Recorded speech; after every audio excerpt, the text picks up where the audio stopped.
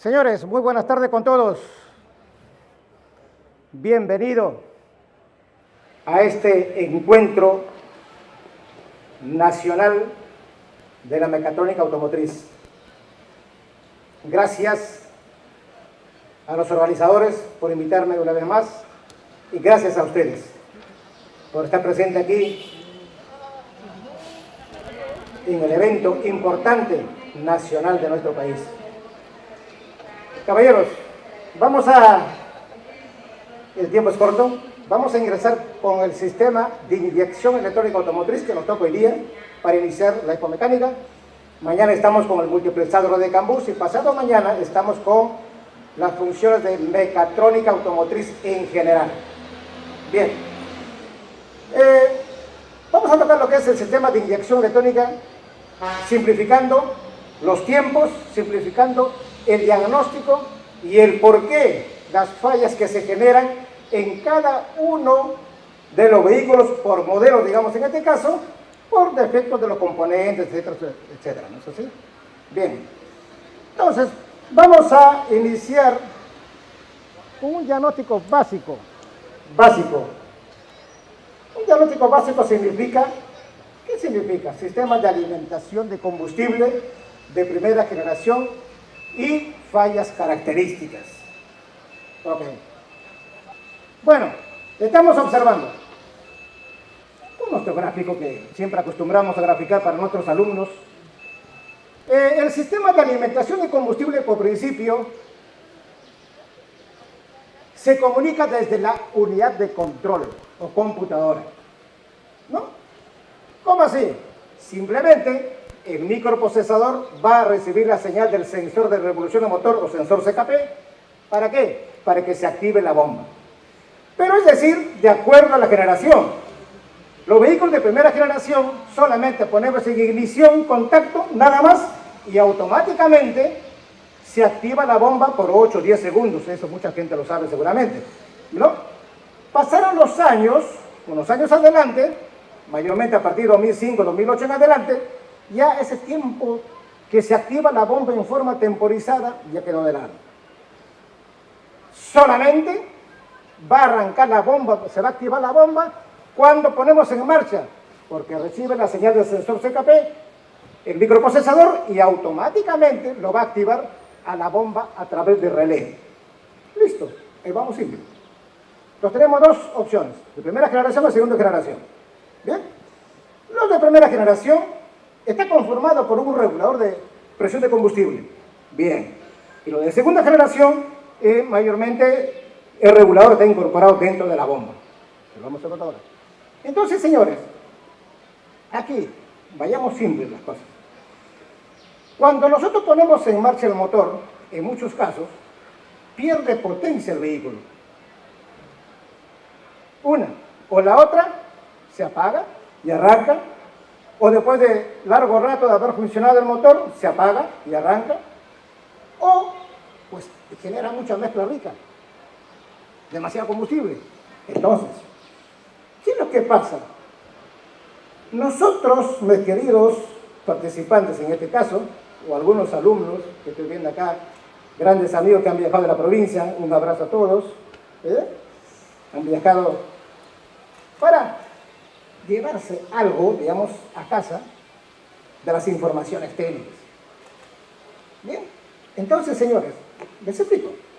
El tema es que aquí, cuando nosotros diagnosticamos un coche, discúlpame que le diga por ese lado, a veces empezamos con la parte más difícil. ¿Me entienden?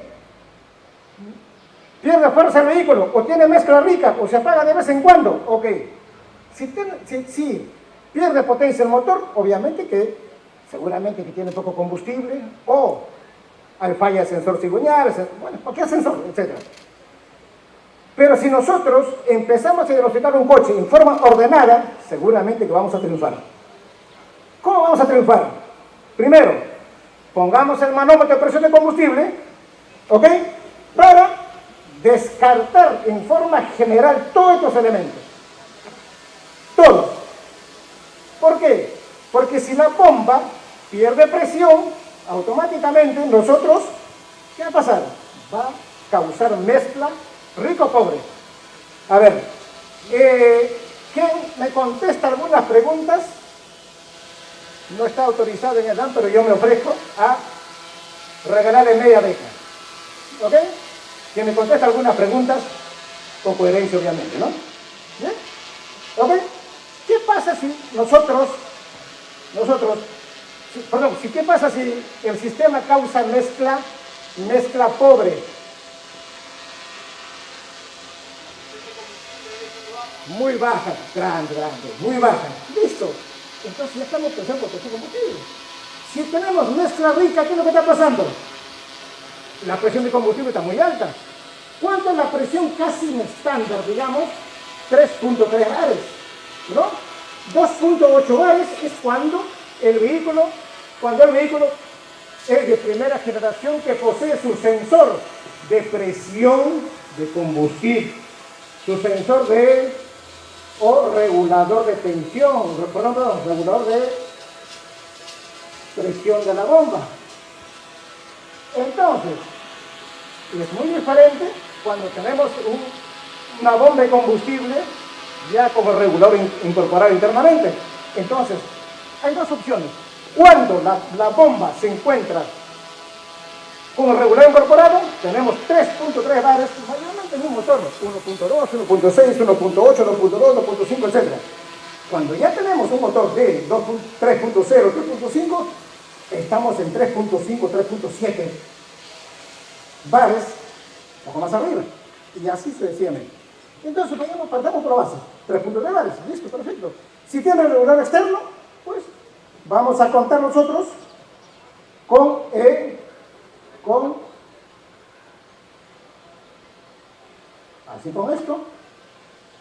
con el regulador externo, vamos a contar nosotros con 2.8 bares como mínimo. Listo, entonces, para que nosotros tengamos un buen resultado diagnóstico, pues tengo que asegurarle primero con la bomba de combustible. ¿O no es así, señores? ¿Ah? Nos va a hacer una pasada, pero muy grande, y le digo por experiencia porque yo también empecé a diagnosticar por la parte más difícil, porque será sensor cigüeñal, será sensor MAP, será etcétera, lo que venga. Cuando el problema de la bomba de combustible, mi coche arranca, salgo bien, una vez que toma temperatura se apaga. Bien, vamos por la bobina, encendido, etc. No, señores, siempre apunten a presión de combustible. Siempre apunten al sistema de presión de combustible. ¿Por qué? Porque el sistema de presión de combustible juega un papel muy importante, reitero, para que nuestro vehículo funcione al 100%. Se encuentra sumergida dentro del campo. ¿Qué es lo que pasa? ¿Por qué pierde presión? En muchos casos, el filtro se obstruye. Estamos hablando de un vehículo de primera generación. Ok. Cuando nosotros estamos frente a este vehículo, o cualquier vehículo, digamos, con la bomba de combustible, que estamos hablando de primera generación, ¿bien? Entonces, tenemos que tener en cuenta estructuralmente, de este modo, señores, es muy importante la estructura. ¿Por qué? ¿Por qué la estructura? Porque nosotros como electrónicos tenemos que habituarnos como un técnico mecánico que repare 20, 30 años el motor, lo conoce al dedo, los componentes. Lo conoce al dedo. Entonces, el electrónico tiene que conocer la estructura. Se me perdió presión, puede ser el filtro, puede ser el filtro de la bomba, puede ser el filtro del filtro externo de combustible, puede ser que el riel esté obstruido, los inyectores estén obstruidos, etc. Entonces uno tiene que tener en cuenta rápido para poder descartar la falla en estos sistemas de alimentación de combustible. Lo cual da mayor veamos un poquito el video, por favor. menor ruido, mayor potencia y más flexibilidad. El dispositivo está cubierto por un filtro y una cubierta de plástico en forma cilíndrica. La bomba está compuesto por un orificio de entrada, una turbina de impulsión, dos escobillas, una positiva y otra negativa, que van conectadas al conector de la bobina, una válvula de retención y válvula de alivio o de descarga. Veamos cómo funciona esta válvula. La función que realiza es aliviar la presión del combustible cuando ésta se encuentre por sobre sus valores normales en el lado de descarga. En consecuencia, el combustible no fluye por obstrucción del circuito de retorno o del propio regulador de presión. Este dispositivo de alivio. ¿Alguna vez les hizo una pasada de regulador? ¿No? ¿Por qué nos hace una pasada? Cuando se pincha el diafragma y pasa el combustible, ¿no?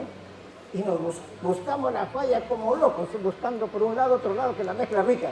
Cuando al final de cuentas conecta la manguera y está está filtrando combustible al multitransmisión, obviamente se va a enriquecer la mezcla. ¿Sí o no? ¿Por qué más se enriquece mecánicamente? En esta parte es enriquecimiento por mecánica, función mecánica. ¿Por qué más se enriquece mecánicamente? Por la válvula del canister, en muchos casos hay válvulas en función abierta y cerrada. ¿Me entender? Y si es abierta, no le llega el pulso automáticamente, ¿qué está pasando? El combustible o los gases va pasando hacia multitransmisión, que va a causar mezcla rica. ¿No es así? ¿Y qué va a pasar con el código de avería? Te va a decir, ¿sabe qué? Sensor de oxígeno. Porque el sensor de oxígeno es víctima de cualquier avería que se encuentra dentro de los sistemas. ¿Ok? Entonces, es muy importante, mis queridos alumnos, mis queridos participantes, ¿bien? Por descarga, en cuanto a este mayormente en vehículos asiáticos y americanos. Este video ya tiene sus añitos, si no lo cortamos para explicarles sobre el tema. Ahora conoceremos cómo opera la válvula de retención. Si no causa retención, la estanqueidad, ¿qué falla tenemos si no causa la estanqueidad? Automáticamente la válvula de retención seguro que está floja y se retorna el combustible. ¿Y qué va a pasar? Mezcla pobre porque tenemos poca presión, ¿no? El manómetro es la herramienta muy indispensable para que nosotros descartemos la falla. Totalmente. ¿Por qué? Porque el manómetro nos va a indicar si estamos con 2,2 bares funcionando, va a funcionar bien el vehículo, pues te va a causar mezcla pobre. Arranco el coche, aquí seguramente el coche va a salir bien, sale bien, pero yo le meto pata, automáticamente, le aseguro, le va a faltar potencia. Le va a faltar potencia con 2,2 bares. El motor arranca. Bien. ¿Ok? Entonces, por ese lado, nosotros tenemos que, para la bomba de combustible, se cierra la válvula de retención por la fuerza de resorte, manteniendo la presión dentro del sistema de alimentación. Y si la válvula de retención está afectada, automáticamente la estanqueidad se cae. Y nos causa mezcla pobre o demora en el arranque. ¿Vieron, caballeros? ¿Cuántas fallas se presentan en el sistema de alimentación combustible? Lo básico, el diagnóstico. A veces, por factor de tiempo, discúlpame que le diga, a veces nos da un poco pereza colocar el manómetro, etc. Y nos volvemos locos buscando la falla. Discúlpame que le diga por ese lado. ¿Me entienden? Es así. Entonces, pasa por ese lado en muchos casos en el diagnóstico. Por ejemplo, cuando el vehículo se encuentra estacionado varias horas. Bien. Entonces, volvemos a este elemento de sistemas de alimentación combustible. Para cerrar el sistema de alimentación combustible, vemos lo que es el caudal. Si efectivamente en el banco de prueba del caudal está totalmente desparejo, etc., entonces vamos a tener fallas. Vamos a probar los inyectores. Los inyectores, la resistencia, la mayoría está entre 13, 14, 15 ohmios. Bien, entonces la resistencia de los inyectores. Y si probamos nosotros, si estamos con con la rampa ya de inyección sin regulador, automáticamente sabemos que el regulador está dentro de la bomba, ¿no? Y este filtro fue un papel importante porque si está obstruido te va a causar mezcla pobre. ¿Por qué? Porque hay poca presión y el interruptor de inercia son en los vehículos de primera generación que están instalados, ¿no? Muchos, este interruptor de inercia a veces llegaba a la parte mecánica a hacer la suspensión, etc. El mecánico agarra un martillo, una comba, le manda varios combazos a la suspensión, saltó, bajamos del elevador del coche y no arranca más. ¿Me entienden? Entonces, ¿qué pasa? Simplemente presionamos un clic nada más y seguramente se va a activar la bomba porque es un interruptor de inercia que lo instalaron los fabricantes para evitar siniestros, etc. Porque al volcarse o al chocar por la colisión automáticamente se corta la alimentación a la bomba. Bien. Caballeros, entonces, estamos observando aquí, nosotros, en esta regular que le estaba explicando hace un momento, cuando nosotros estamos frente ya a un vehículo, por ejemplo, a un vehículo de segunda, tercera generación, ya tenemos que ver la estructura. ¿Me entienden? ¿Cómo así? Hace un momento vimos que en la bomba está controlado, ¿por qué? Está controlado por relé, ¿no? Hoy en día no, hoy en día está controlado mediante el módulo de la bomba. El módulo de la bomba y acá está la bomba de combustible. ¿Me entienden? Entonces, por ese lado, nosotros tenemos que tener en cuenta dependiendo qué modelo de vehículos estamos diagnosticando un coche. ¿Ven? Si la bomba está controlada por módulo de control de combustible o está controlada por relé. Si está controlada por relé, seguramente nada tiene que ver con la comunicación con bus. Si está controlado por un módulo, tenemos dos opciones. Tres opciones. Una, mediante el bus link. Dos, mediante la señal PWM. Mediante la señal PWM. Así como esta. Tres, mediante la función del... A ver, mis alumnos, o alguien... ¿Mediante qué función? ¿Ah? Mediante el CAN bus. ¿Ok? Mediante el CAN bus, el módulo controla la presión de la bomba de combustible de acuerdo al régimen del motor y de acuerdo también a las velocidades, a la exigencia del vehículo. ¿Quién lo maneja? El CAN bus. ¿Me entienden? Es así. Entonces, para que opere así, se requiere un módulo. Tenemos acá un módulo de la bomba del BMW 550i, el módulo de la bomba de combustible. Tenemos aquí, bueno, acá tenemos otra etapa, el módulo de la bomba de combustible. Así está bien. ¿Alguna pregunta del sistema de alimentación para cerrarlo? Sí.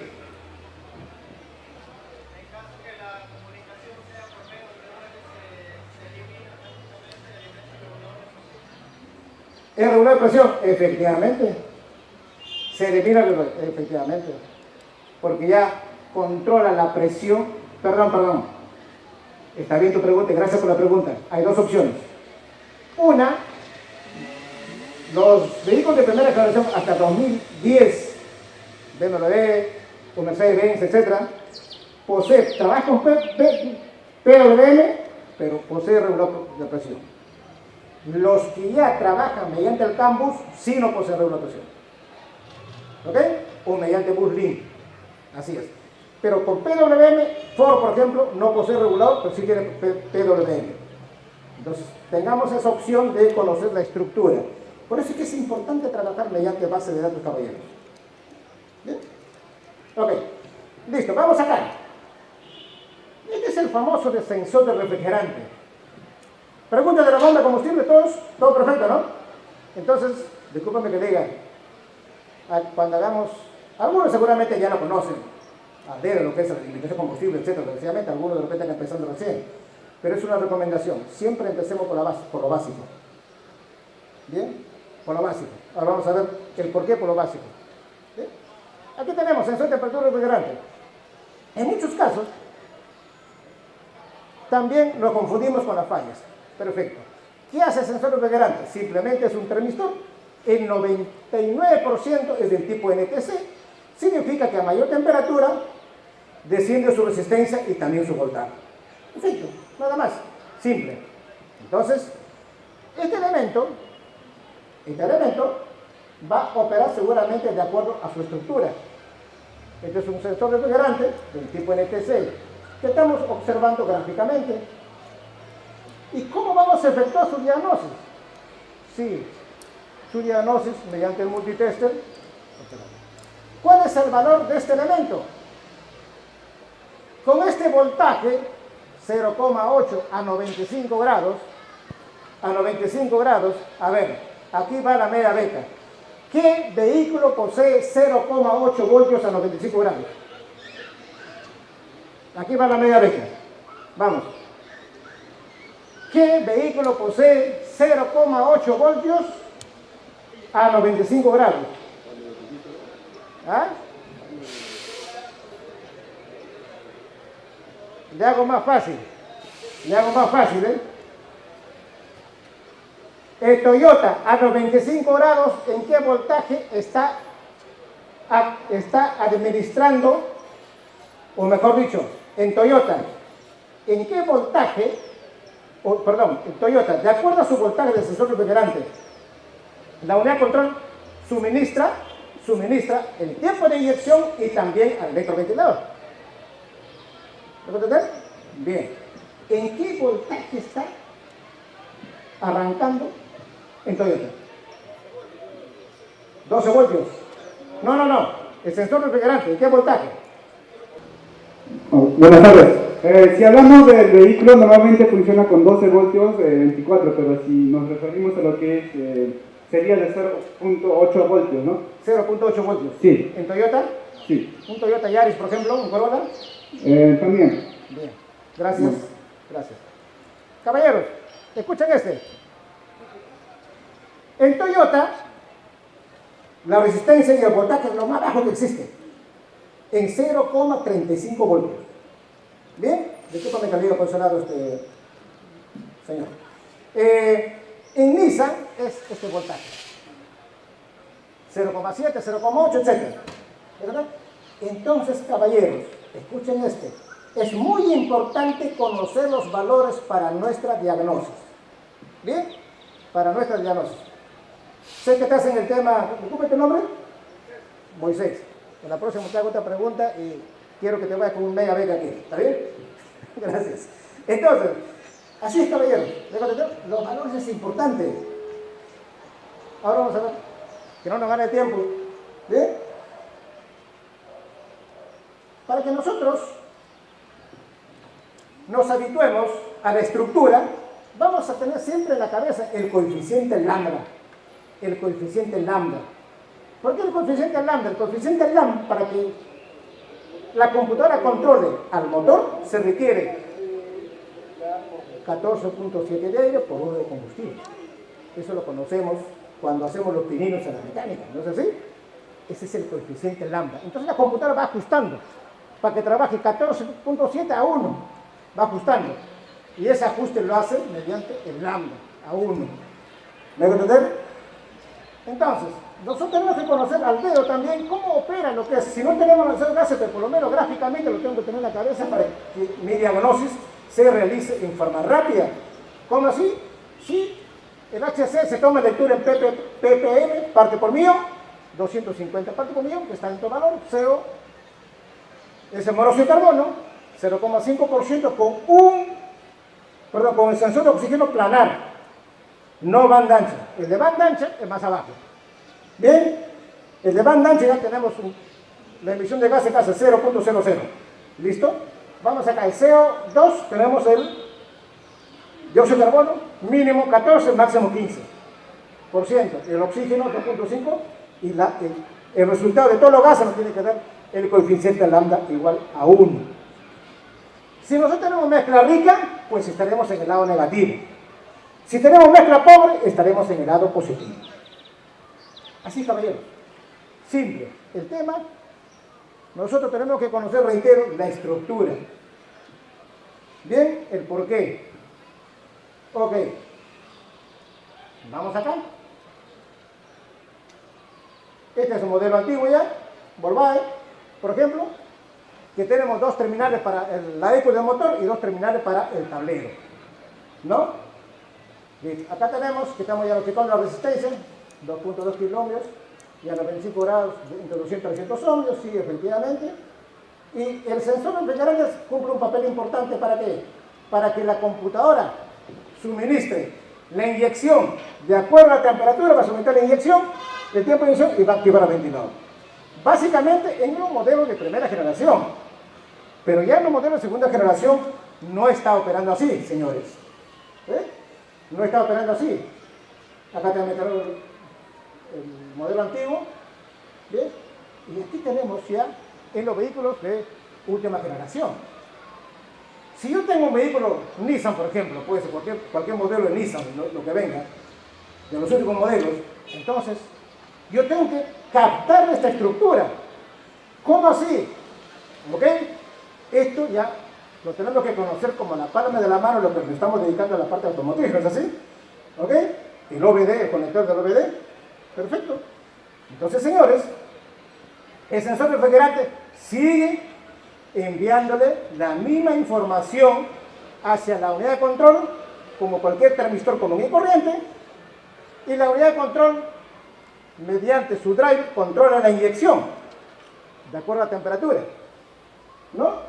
En este caso, cuando dice con 0,8 voltios en la señal que ingresa a la computadora, contra 0,8 voltios, perfecto.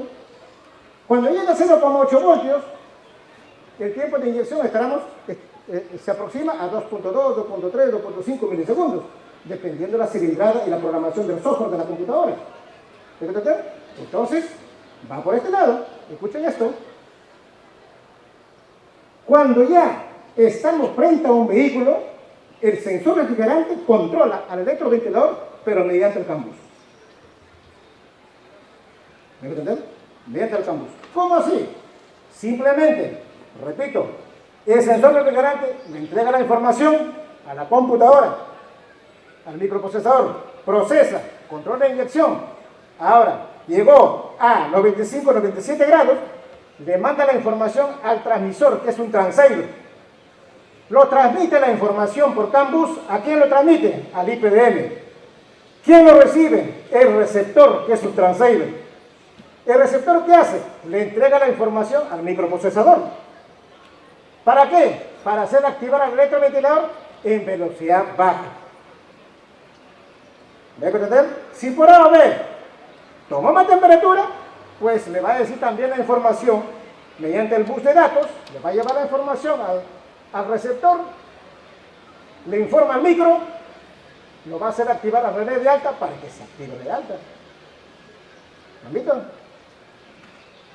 Mañana se va a tocar bastante lo que es comunicación de red de CAN bus.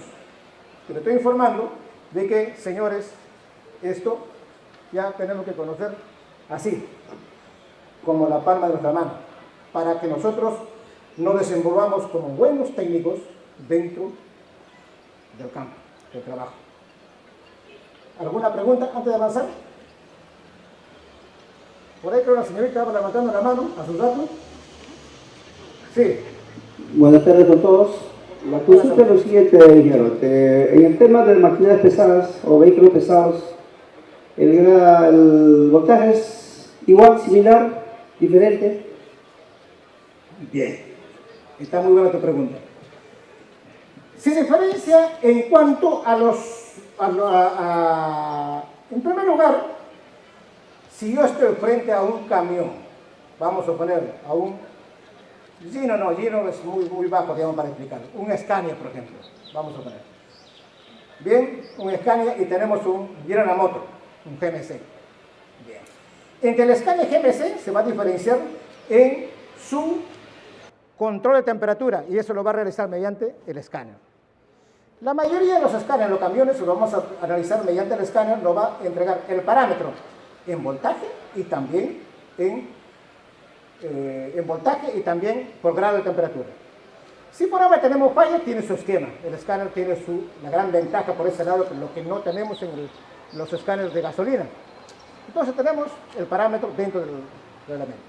Ahora, la temperatura en Scania, por ejemplo, estamos hablando que se aproxima entre 0,8 o 0,6 voltios cuando estamos a 90 grados. Bien, entre 85 y 90 grados. Ahora, cuando nosotros tenemos una computadora GM, General General Motor, el voltaje está un poco más arriba, sobre 1,2 voltios. Tradicionalmente se asemeja también en forma similar en un vehículo GM de versión americana. Así, caballero. Bien. ¿Preguntas? Bien, entonces estamos sobre este tema del sistema de alimentación. Y para diagnosticar si por a ver, ¿qué es lo que pasa si... A ver, alguien, aquí va una media beca. Sé que hay exalumnos por acá. ¿Bien? ¿Qué pasa si este elemento se cortó? Perdió su comunicación. Se activa la ventiladora automáticamente.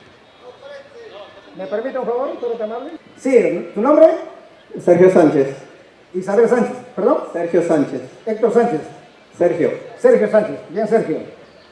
Ingeniero Juan, si se pierde la comunicación CAN-bus en este caso, como es un vehículo Nissan, el IPDM automáticamente activa la ventiladora para que el motor no se recaliente. Efectivamente, grande. Te felicito realmente. Bienvenido cuando gustes a Hernán. ¿Bien? Bien. Ya tenemos tu nombre, regístrate un favor en la administración, te registra un favor para que usted tenga media beca cualquier curso, de por medio. ¿Bien? Gracias por su respuesta. Señores, es así. Tenemos que conocer estructuralmente, eso se llama el conocimiento. Estamos hablando de lo básico, ¿eh? No estamos adelantados. Básico, ¿por qué? Porque si yo, vamos a suponer, me voy a la garage, arranco el coche, listo, arranco el coche, y el 22 se comprendido, y todavía la velocidad alta, automáticamente tengo que pensar, se cortó el cable de acá, 1, o un falso contacto, 2, o se voló el transmisor, 3. Si todo está perfecto, bien, entonces voy a comprobar aquí. Aquí va otra media beca. Si acá me contestan, la verdad que me voy contento. Bien alegre, ¿eh? Escucha, acá. Voy a comprobar su resistencia. Escuchen esto, ¿eh?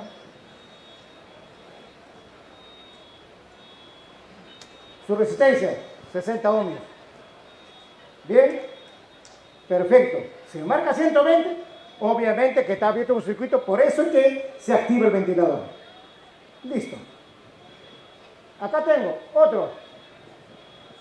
Los voltajes, está perfecto. Bien. Bien, está perfecto. Ok. Ahora, si está perfecto,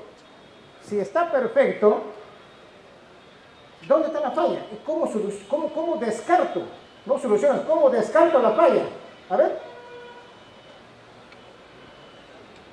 Vayamos. Está perfecto. Yo lo mido acá, 60 ohmios, va perfecto. El voltaje aquí, 2,5. 3 voltios acá, y acá 1,5. Porque me tiene que sumar 5 voltios los dos. Va perfecto. O tengo 2,5, pues está perfecto. ¿Lo ves entender?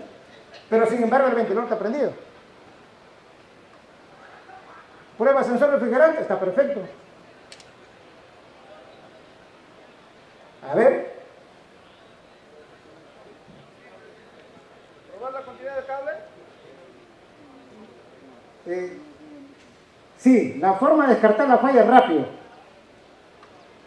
¿En qué lado está la falla? Porque tengo el voltaje, está perfecto, el CAN-bus inmediato está perfecto. Mídelo con osciloscopio, anda perfecto. Pero sin embargo el ventilador está prendido. ¿Me entienden? Entonces, caballeros, escuchen esto. Mira. Si alguien se toma un poco de tiempo mañana, le voy a explicar toda la función de CAN-bus, cómo trabaja, cómo localizar la falla. ¿Me entienden? Escuchen esto, caballero, mira, escuchen. Acá va perfecto. Este está perfecto, no hay cortocircuito.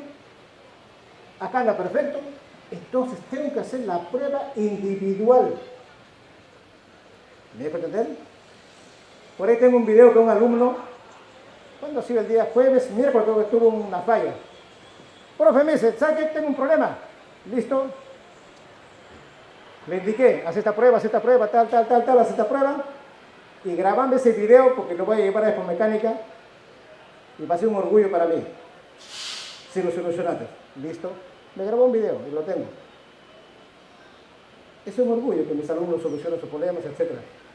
¿De verdad? Entonces, caballeros, solamente hacemos la prueba individual. ¿Bien? Y para ir adelantando, en YouTube está la prueba individual Cambus. Pueden verlo cómo se analiza. ¿Bien? No les explico más porque que no nos gane la hora. En realidad, me gustaría. ¿Bien? ¿Ok? Vamos acá. Entonces, estamos aquí. Este elemento, caballeros, escuchen este. También este es un sensor de primera generación. Pero ¿saben qué? Escuchen esto. Acá hay un detalle que nosotros tenemos que también, vamos a poner, tengo un Toyota Camry, ¿no? Así como este, V6. Un Camry V6 con caja automática. ¿Sabe qué? Ponga el cambio del overdrive, me oscila la luz. Oscila la luz en el cabello. Listo. Y si quedó en tercera, nomás se cambia. ¿Ah? A ver, ¿por qué lado va la falla?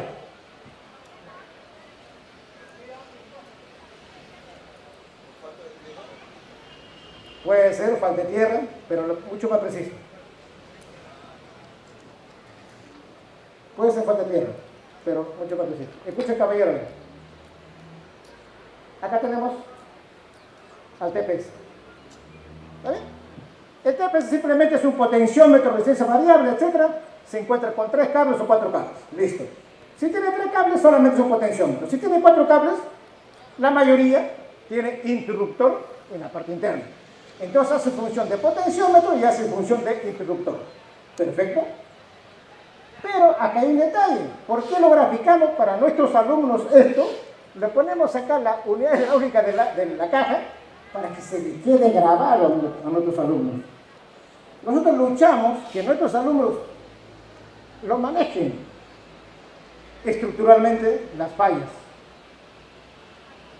Porque si a mí me queda en tercera, automáticamente voy a comenzar a pensar que el TPS se quedó la señal aquí, o no sale, o no llega la señal. Si no recibe la señal del TPS este elemento, le aseguro que la caja no va a andar. ¿Me entendí? Entonces el cajero tiene que, primero, antes de bajar la caja, pues me tiene que medir, a ver, la señal del TPS llega, no llega. Si bajó la caja, discúlpame, ese técnico en cajas no está capacitado. Y seguro va a tener problemas. ¿Sí? Entonces, va por ese lado. Pero básicamente el TPS se desarrolló ¿para qué? Para que controle el tiempo de inyección, para que controle el control de crucero, etc. ¿No? Entonces, es muy importante conocer su estructura, caballeros. ¿Sí? Bien. Ese es en el TPS. Este es del overdrive. Si nosotros aplicamos el overdrive, básicamente en esta caja, etc. Y cómo transporta la señal para una caja secuencial, por ejemplo CBT, que ya no tiene TPS, tiene obturador. ¿Cómo así? La mayoría, caballeros, recibe la unidad de control, la señal del sensor de pedal va para la ECU, para el control del tiempo de inyección, y también a la vez la ECU lo transporta la señal hacia el módulo de TCM, que es el módulo de la caja. ¿Pero por qué? La mayoría ya por Cambus, en algunos es por Cambus. ¿Sí? Por Cambus. Bien, entonces ese es en cuanto a esta Genial. Y aquí estamos viendo con esta información.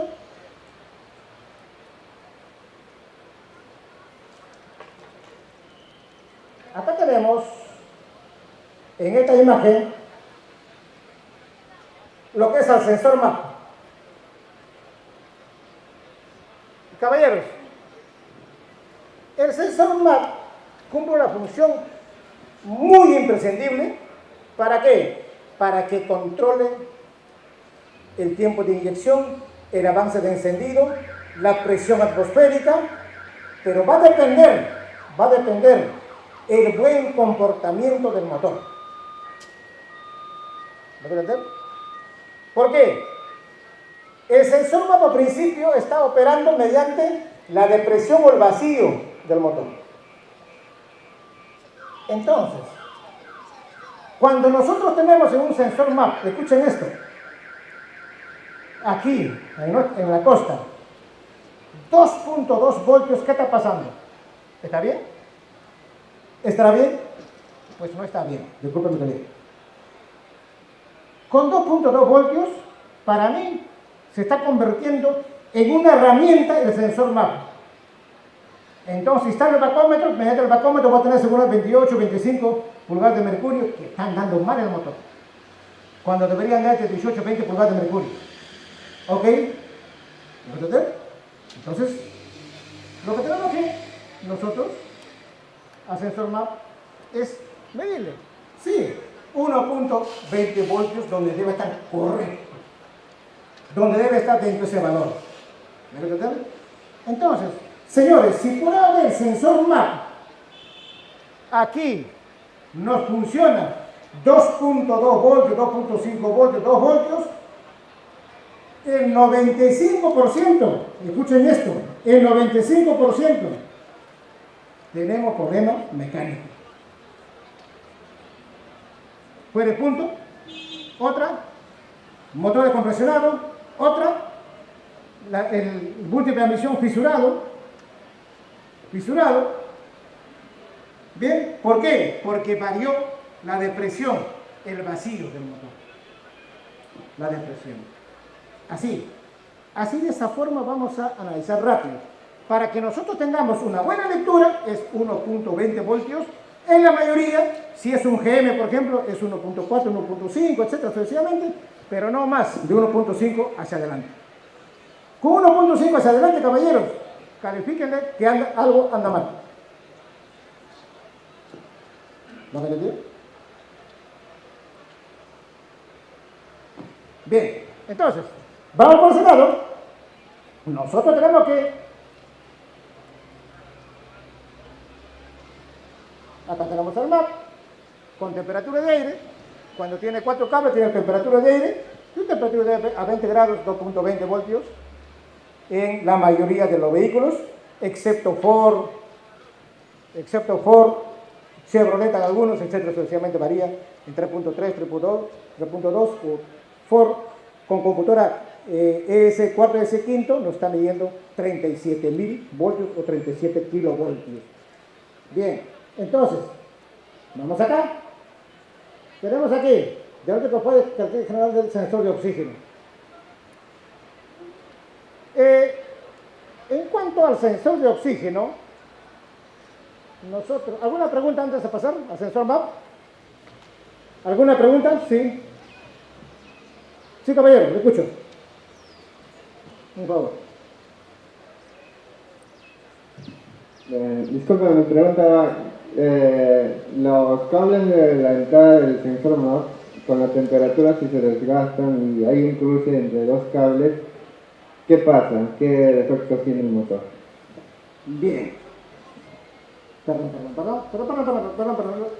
Me repite la pregunta, vamos a poner acá, espera un momento.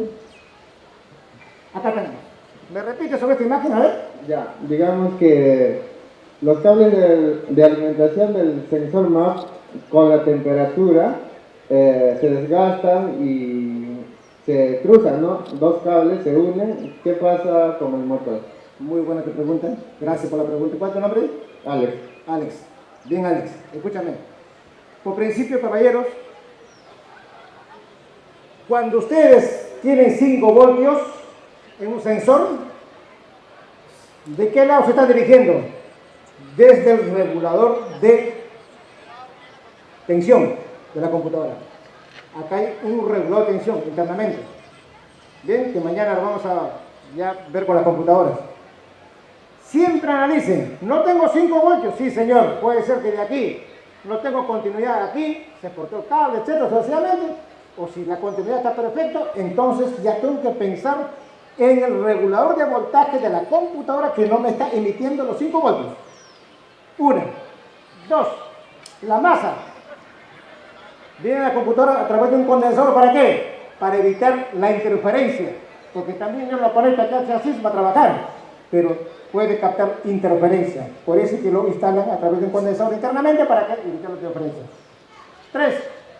Si este choca con este, digamos que la pregunta que me está haciendo el señor, el señor, entonces los 5 voltios, si por A va acá, pues se corre un riesgo total esta computadora, en principio, que se abra su resistencia. 1, 2, te va a causar una mezcla rica total, porque este elemento, su voltaje, está midiendo 2.20 voltios a 20 grados. Si lo ponemos 5 voltios, dos opciones, se partió o te causa mezcla rica total. ¿Perfecto? Bien. Así, compañeros. Es decir, tenemos que simplificar, discúlpame que le diga, la electrónica es muy hermoso. La electrónica es para reflexionar rápido en cuanto, digamos, a las fallas características. ¿Bien? Entonces, aquí tenemos nosotros, vamos, con el sensor de oxígeno. Aquí estamos observando dos modelos de sensores de oxígeno, tipo planar y tipo convencional. Listo. Un sensor de oxígeno tipo planar y convencional, pues, se va a diferenciar en cuanto a su conexionado. Por principio. Y acá tenemos lo que es un sensor de oxígeno del tipo planar. A ver. Me parece que no nos alcanza el tiempo para el fuel trim, pero por ahí lo voy a pasar un momentito. ¿Bien? ¿Entienden por este lado? Escuchen, caballeros. Esto cumple una función importante. ¿Para qué? Para que la computadora ajuste la mezcla, el valor psiquiométrico, o lo mantenga el coeficiente lambda. ¿Debo entender? ¿Qué pasa? Simplemente va evaluar la cantidad de oxígeno remanente después de la combustión. ¿Para qué?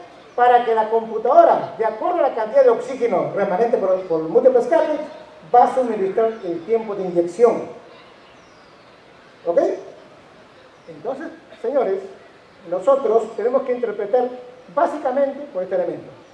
Los fabricantes dijeron cuando empezaron a desarrollar lo que es el sistema de inyección, dijeron, ahora pasamos de carburador al sistema de inyección. ¿Qué hacemos?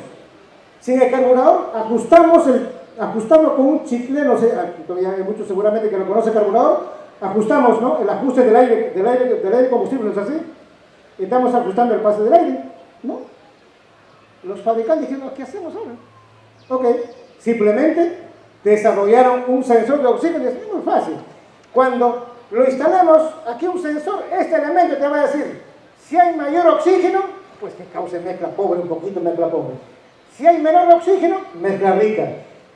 ¿Para qué? Para que se acerque al valor estequiométrico. Listo. Al coeficiente lambda. Nada más. Pero acá hay un detalle, hoy en día hay un detalle muy importante. Esto ya prácticamente está quedando un poco atrás. ¿Verdad? Hoy en día estamos hablando casi la mayoría el sensor de oxígeno de banda ancha, y a la vez se aplicó un software muy especial aquí, muy especial en el microprocesador, para que compense el combustible si hay mezcla rica o mezcla pobre. ¿No me entendí? Y eso se llama fuel trim. Eso se llama fuel trim. ¿Ok? Para compensar la mezcla. Entonces, nosotros tenemos que levantar el capó. Aquí, levanto un capó de un vehículo 98, 2000, 2002. Y aquí levanto el capó de un 2018, 2019. Hay una diferencia abismal en el funcionamiento del sensor de oxígeno. ¿Me entienden? Abismal. ¿Por qué? Porque en este elemento, cuando nosotros estamos, aquí estamos observando el gráfico del sensor de oxígeno de banda ancha. ¿Ven? Cambia enormemente. Totalmente. ¿Por qué? Porque tenemos dos células, célula de medida y célula de bombero. ¿Ok? Nosotros, para que diagnostiquemos entre un vehículo de primera generación y de tercera o cuarta generación, como reitero, hay una diferencia abismal en cuanto a la función y la proporción de la mezcla. La proporción de la mezcla. Entonces, caballeros, tenemos que identificar a este elemento bajo este concepto.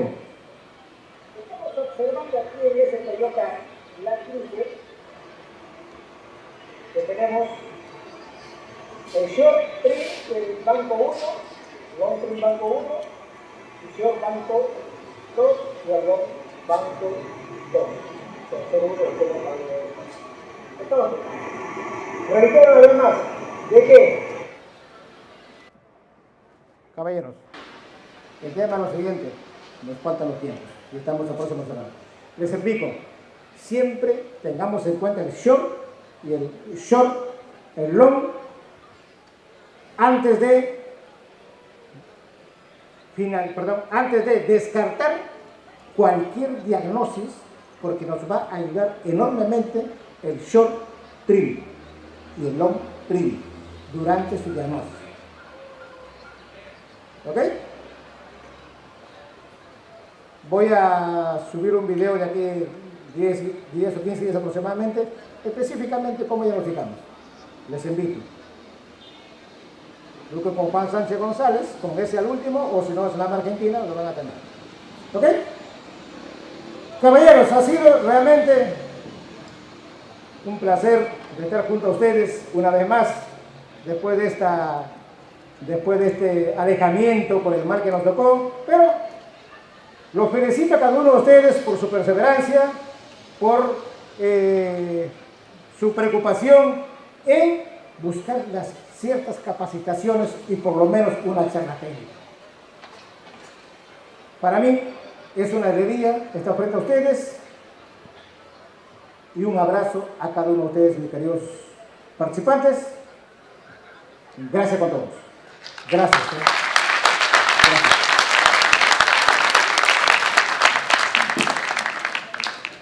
Muchísimas gracias, ingeniero Juan Sánchez González. Queremos comentarles a todos ustedes que tanto mañana como también el domingo él va a exponer y va a seguir hablando de estos temas tan interesantes. Pueden ubicarlos en el stand 171, justo al ingreso.